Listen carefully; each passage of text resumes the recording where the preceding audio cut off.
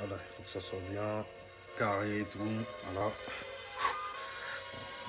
Oh là, oh là, oh là, là, il faut que je cache le scotch qui est en train de tenir la tapisserie zodiacale. Voilà, là c'est carré.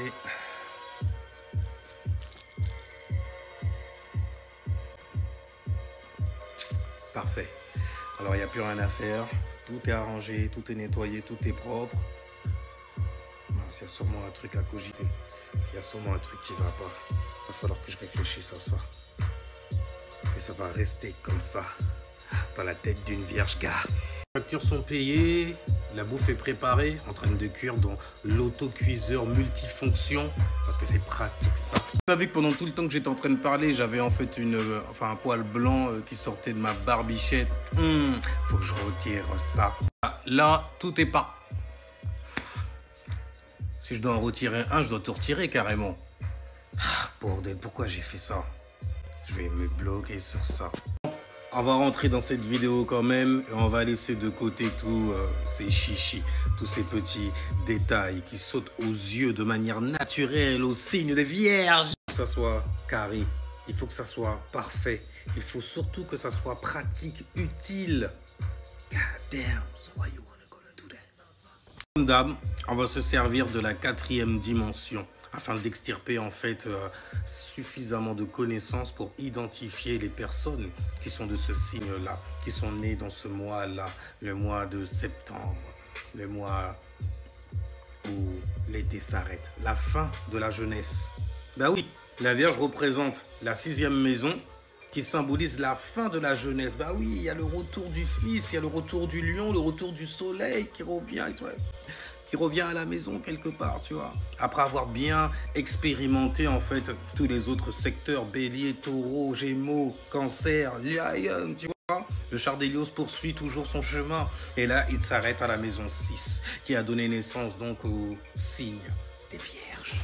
La Vierge est un signe de modalité mutable. Donc, il est capable de s'adapter et de changer aussi sa manière de faire quoi? En élément terre. L'élément terre représente quoi? Représente la pensée que tu intériorises, ok, que tu nourris. Donc, elle représente aussi ce qui te nourrit, donc la nourriture. Elle représente aussi la croissance. Elle représente la stabilité, la structure. Et l'élémentaire, c'est un truc de ouf en vrai. C'est un truc de malade. Enfin bref, elle représente tout cela, tout ça, tout toi. Pour pouvoir voir l'archétype, on va regarder l'exaltation au nord, on va regarder la chute au sud, on va regarder sur la droite et sur la gauche également. So, how I'm gonna do that? Tu connais déjà la recette, il n'y a rien du tout. Alors bienvenue à chez votre Bilal Kingu, master de cérémonie. Et en parlant de sérum et de yoni, on va parler donc de l'archétype de la Vierge. On va voir ça de suite. À sa droite, ce qui est bon à faire pour elle donc, vous avez Mercure.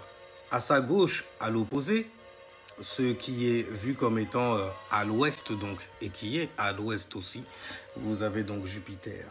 En exaltation, c'est quelque chose de particulier aussi que je n'ai pas dit pour les autres signes, mais bon, on y reviendra à l'occasion. En exaltation, vous avez donc la Terre, car oui, la Terre, en plus d'être un élément, est un corps sur lequel nous vivons.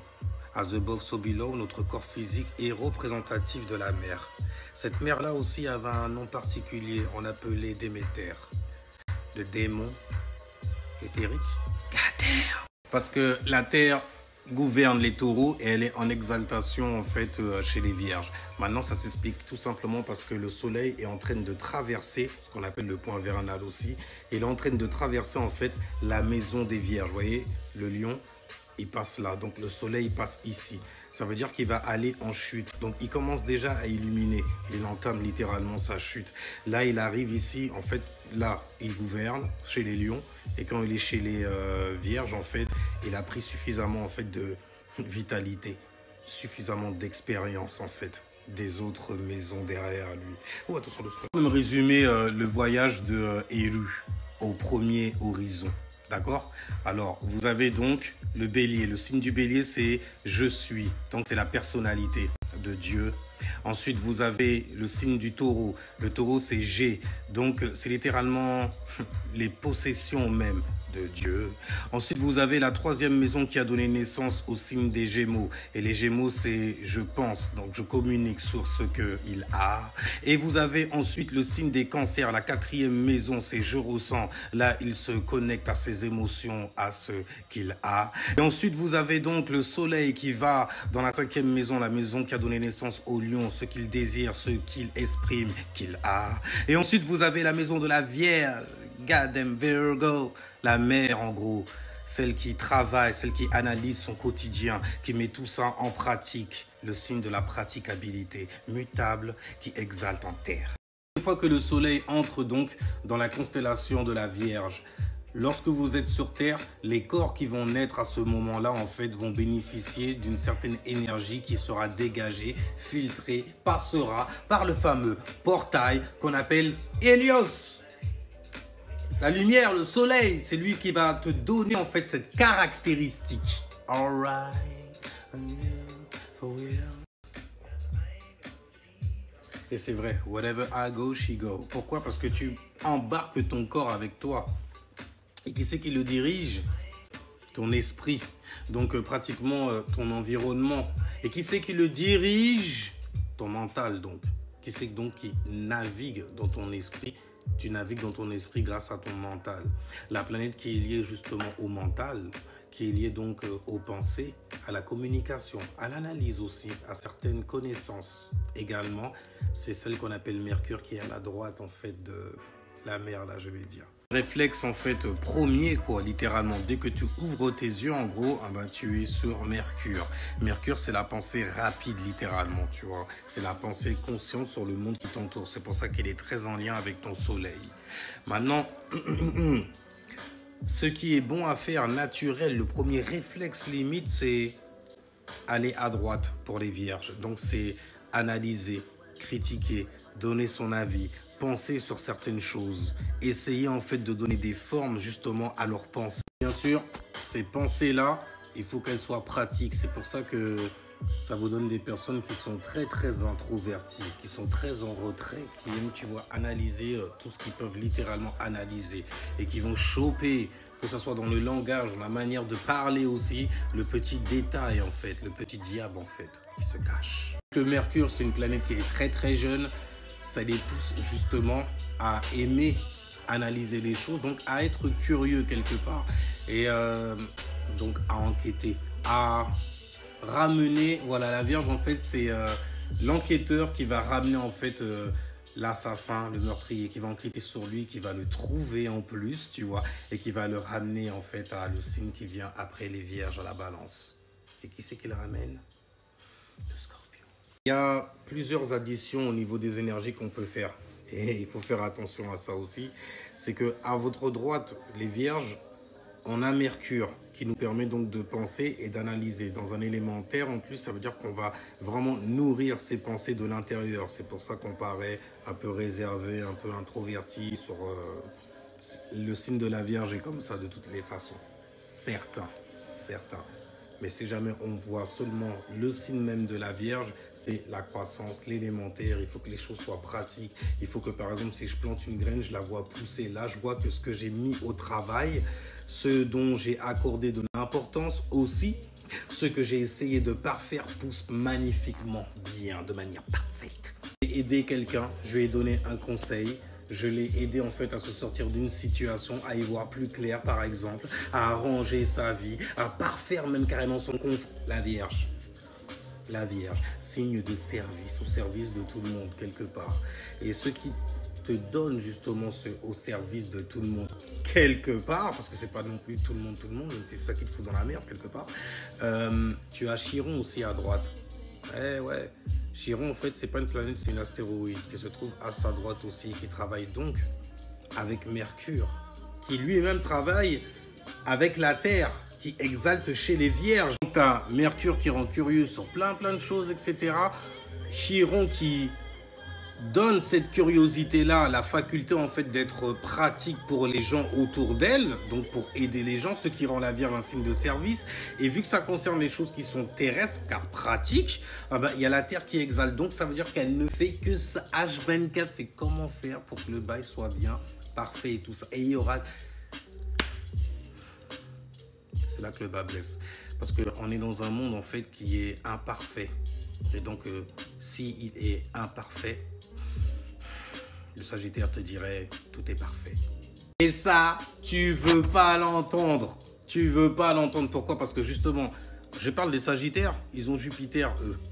Et toi, justement, tu as Jupiter à gauche. Donc, ça veut dire que toutes les fois où tu vois une personne venir à toi avec un petit côté genre preachy, ce que je te dis, c'est ce que j'ai expérimenté et c'est vrai. C'est comme ça que c'est. Ce n'est pas autrement de toutes les façons. Car tu vois, j'ai la foi et la passion pour ce... Oh, shit!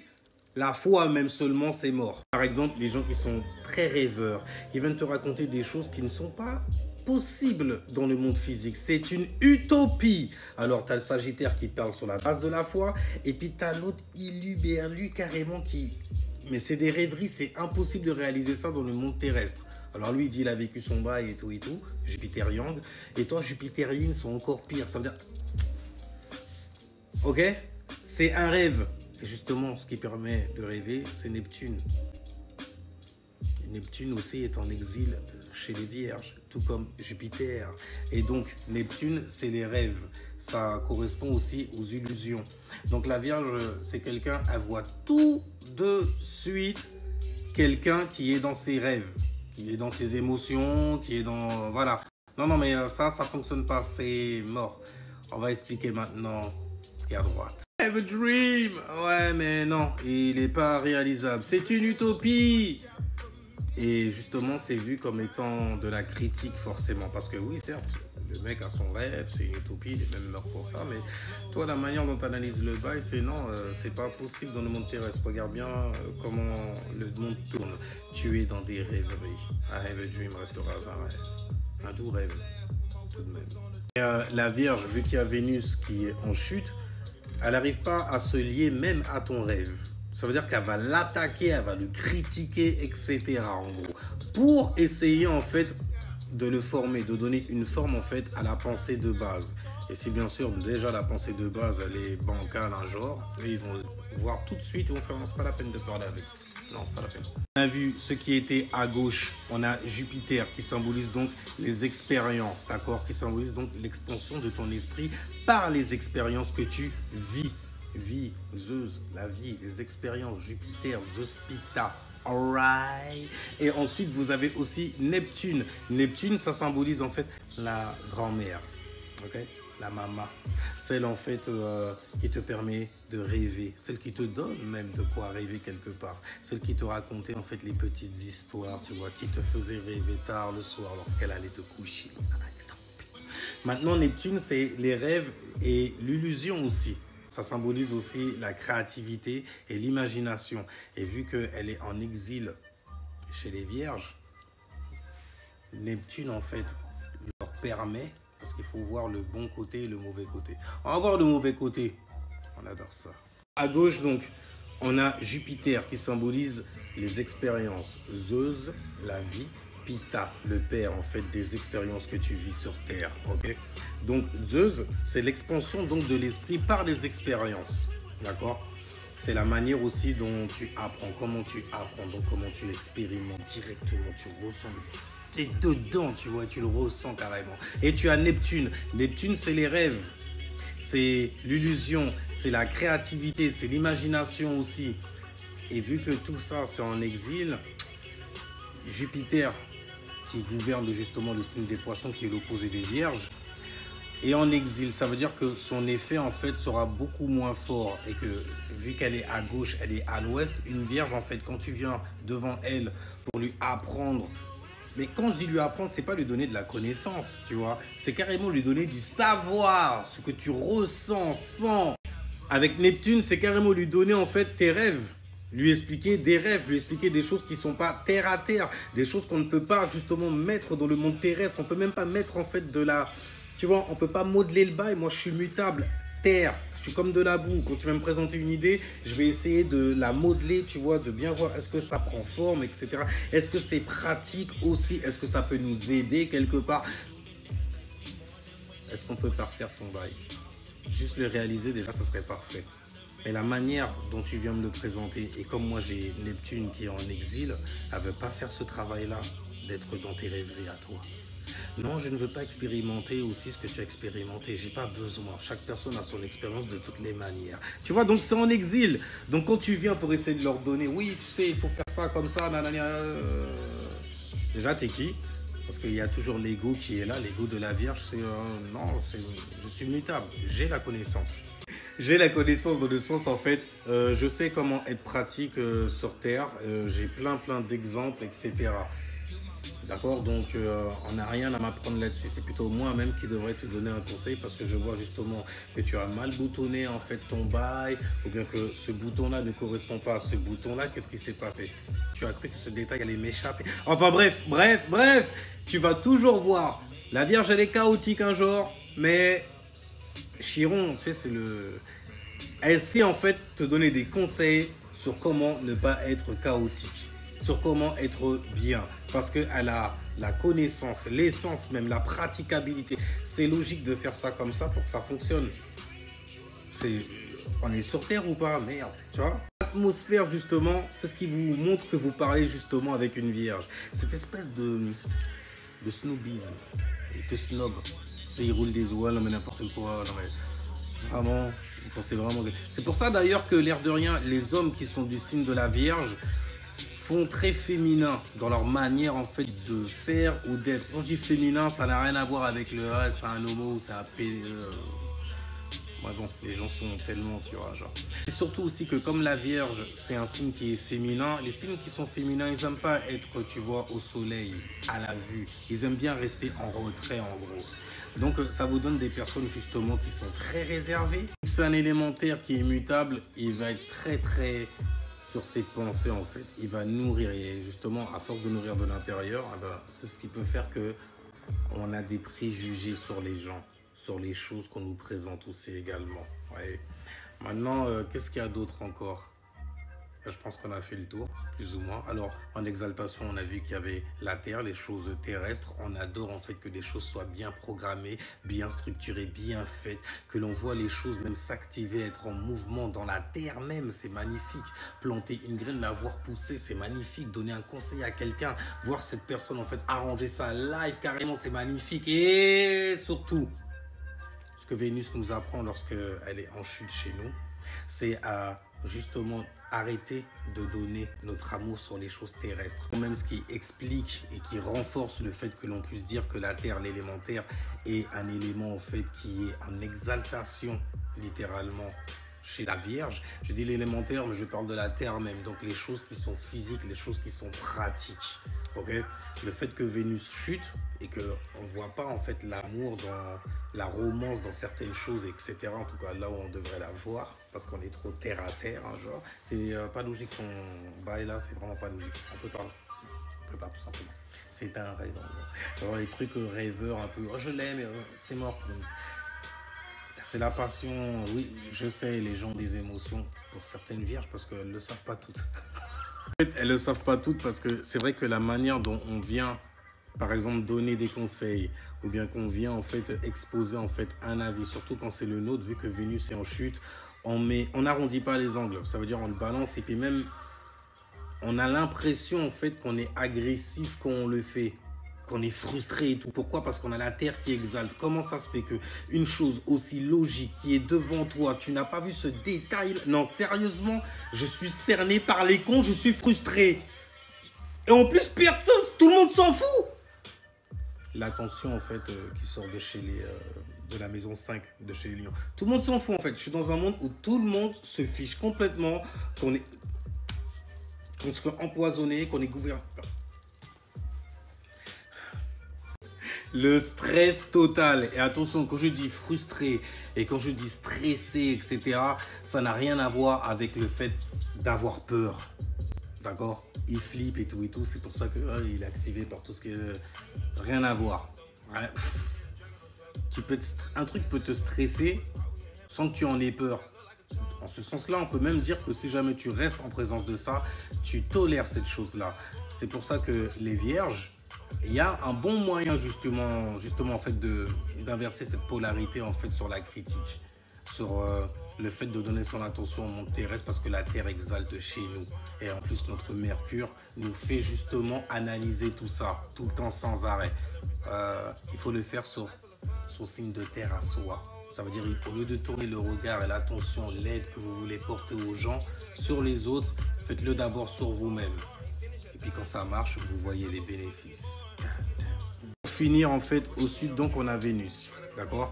Donc ça veut dire qu'elle chute. Ça veut dire qu'elle n'est pas réveillée du tout. Elle dort, elle fait des cauchemars littéralement, puisque la Terre exalte. Donc ça nous fait voir tous les petits détails qui existent, toutes les petites programmations que l'on doit faire afin d'être bien au quotidien.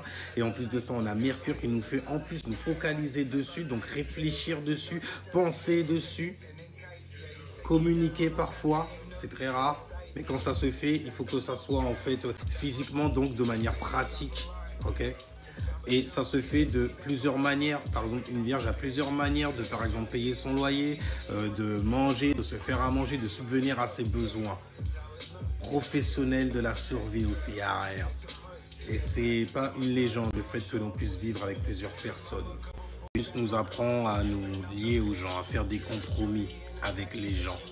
Maintenant, à gauche, vous avez aussi des leçons à apprendre. Vous avez Neptune donc qui est en exil. Lorsqu'une planète en fait est en exil, elle a du mal à exercer son influence. Lorsqu'elle est en chute, elle est carrément absente, elle dort. Vénus en chute, manque d'amour, manque de valeur, la manière dont on donne l'amour, on ne sait pas trop. Donc ça veut dire qu'on va donner un maximum ou on ne va rien donner du tout, un genre. Et vous avez donc à gauche ce que vous devez apprendre à faire, Neptune et Jupiter. Je disais donc Neptune, c'est la créativité, c'est l'imagination, c'est les rêves ou l'illusion aussi. Et on doit apprendre en gros, pas à avoir de l'imagination, car quand c'est en exil, c'est juste que ça a du mal à faire le boulot. C'est en exil, quoi, littéralement. L'inconvénient aussi que ça donne, c'est que dès qu'on rêve de certaines choses, on laisse même pas le temps au rêve de se réaliser. Non seulement de se réaliser, mais même de vivre en nous. Ça veut dire qu'on va le mettre de côté en disant mais vas-y, c'est un rêve. Non, non, non. Terre à terre, etc. On n'a pas le temps de rêver. Donc pourquoi? Parce que Neptune, justement, est en exil. Ça veut dire qu'on ne va même pas prendre le temps d'expérimenter de l'intérieur, comme le Jupiter qui est chez les poissons, un Jupiter qui est yin, qui est porté sur l'intérieur, en gros. Non, nous, c'est Mercure qui est yin, qui est porté sur l'intérieur, en gros. Et donc, comme Neptune est en exil, ça veut dire en fait que déjà nos rêves, on va les mettre de côté. Et les rêves des gens, on va être assez féroce. Bon, l'avantage, c'est que ça te permet de voir et de percer l'illusion en analysant tout simplement, ok? Parce que tu vois tout de suite quand quelqu'un vient te mentir. Tu vois tout de suite en fait quand quelqu'un vient te vendre du rêve, te jeter de la poudre aux yeux. Pourquoi? Parce que tu as l'habitude d'analyser avec des petits détails que les gens en fait ratent souvent ou manquent souvent aussi. Et de manière terre à terre, ça veut dire c'est sur terre qu'on est. Arrête, on est sur terre, ok? C'est plutôt comme ça. Mais l'air de rien, ça peut te rendre aussi spirituel. Ça va dépendre où ton Mercure est placé. Est-ce que tu dois travailler qui est à gauche, en exil. Donc voilà pour l'archétype. Donc à gauche, Jupiter, l'expérience, Neptune de tes rêves. Donc apprends ça. Et ne doute pas, tout simplement. Alors, c'était une vidéo sur l'archétype en fait des Vierges, ce qui constitue en fait au niveau énergétique ce signe-là, vu sous 4 angles. L'exaltation, la Terre, à droite Mercure, à gauche Jupiter et Neptune, en chute Vénus. Mais bon, on est bien là. J'espère que vous avez apprécié la bonne vibe. Alors c'était votre master de cérémonie, Kingo Bilali. Je vous dis haché, haché, haché, peace, peace, peace. Haché, lac, haché, lac, haché. Jusqu'à la prochaine vidéo. Allez, ciao, peace.